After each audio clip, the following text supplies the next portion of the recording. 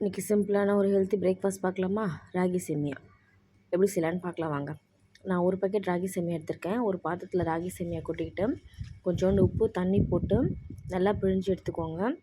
ஒரு இட்லி பாத்திரத்தில் வச்சு ஒரு 5 மினிட்ஸ் ஸ்டீம் பண்ணிவிட்டு ஒரு கடாயில் எண்ணெய் ஊற்றிட்டு தேவையான அளவு கடுகு பொரிஞ்சதும் கடலைப்பருப்பு போட்டுக்கோங்க.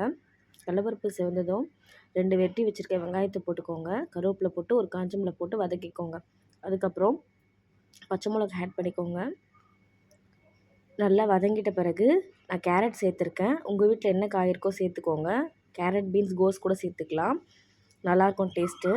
இது நல்லா வதங்கினதுக்கப்புறம் உப்பு சேர்த்துக்கோங்க. உப்பு சேர்த்து ஒரு 2 மினிட்ஸ் அப்படியே விட்டிங்கன்னா கேரட்டும் நல்லா வதங்கிடும். அதுக்கப்புறம் நம்ம வேக வச்சுருக்க ராகியை உதிர்த்து இதில் சேர்த்து ஆட் பண்ணிக்கோங்க. தேவையான அளவுக்கு உப்பு சேர்த்துக்கோங்க. ஏன்னா ஆல்ரெடி நம்ம உப்பு சேர்த்துருக்கோம்.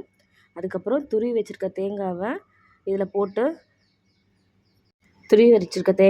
போட்டு கிளறி சூடாக வேர்க்கடலை சட்னியோடு சாப்பிடும்போது சூப்பராக இருக்கும்.